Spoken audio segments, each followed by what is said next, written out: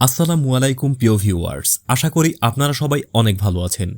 সরকারি চাকরিজীবীদের জন্য বহুল প্রতীক্ষিত নবম পে স্কেল নিয়ে নতুন করে আলোচনা শুরু হয়েছে।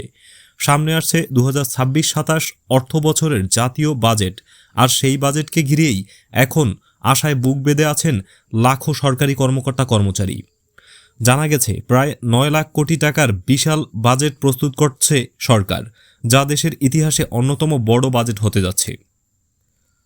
বর্তমান রাজনৈতিক প্রেক্ষাপটে এই বাজেটে দারিদ্রতার নিরসন, কর্মসংস্থান বৃদ্ধি, মানব সম্পদ উন্নয়ন এবং মূল্যস্ফীতি নিয়ন্ত্রণকে সর্বোচ্চ গুরুত্ব দেওয়া হতে পারে।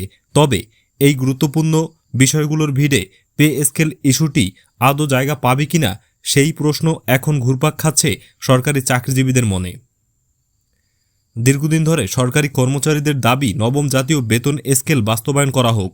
এর আগে অন্তর্বর্তী সরকার কিছু উদ্যোগ নিলেও নতুন সরকার এখনও এ বিষয়ে কোনো স্পষ্ট ঘোষণা দেয়নি।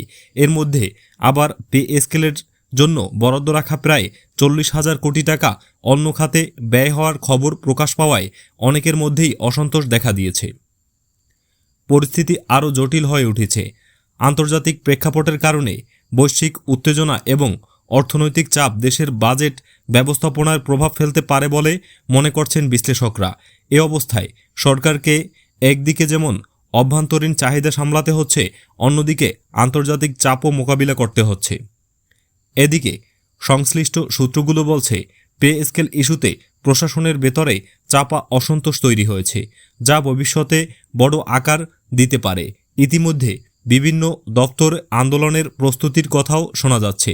যদিও এই আন্দোলন বাস্তব রূপ নেয়, তাহলে প্রশাসনিক কার্যক্রমেও প্রভাব পড়তে পারে। তবে অর্থ মন্ত্রণালয়ের কর্মকর্তারা ইঙ্গিত দিয়েছেন, নতুন বেতন কাঠামো একবারে না এনে ধাপে ধাপে বাস্তবায়ন করা হতে পারে। অর্থাৎ এখনই বড় কোনো ঘোষণা না এলেও ভবিষ্যতে ধীরে ধীরে পরিবর্তন আসার সম্ভাবনা রয়েছে। এজন্য সরকারি চাকরিজীবীদের আরও কিছুটা সময় অপেক্ষা করতে হতে পারে। সব মিলিয়ে বলা যায়, 11 জুনের বাজেট এখন সরকারি চাকরিজীবীদের জন্য একটি গুরুত্বপূর্ণ মুহূর্ত হতে যাচ্ছে। এই বাজেটেই পরিষ্কার হবে নবম পে স্কেল বাস্তবায়নের পথে সরকার কতটা এগোচ্ছে আর কবে নাগাদ এর বাস্তব প্রতিফলন দেখা যেতে পারে। তো ভিউয়ার্স, এই ছিল পে স্কেল নিয়ে সর্বশেষ আপডেট। আজকের ভিডিওটি যদি ভালো লাগে তাহলে অবশ্যই একটি লাইক দিবেন, বন্ধুদের সাথে শেয়ার করবেন এবং এ ধরনের ভিডিও নিয়মিত পেতে চাইলে চ্যানেলটি সাবস্ক্রাইব করে সাথেই থাকবেন। আল্লাহ হাফেজ।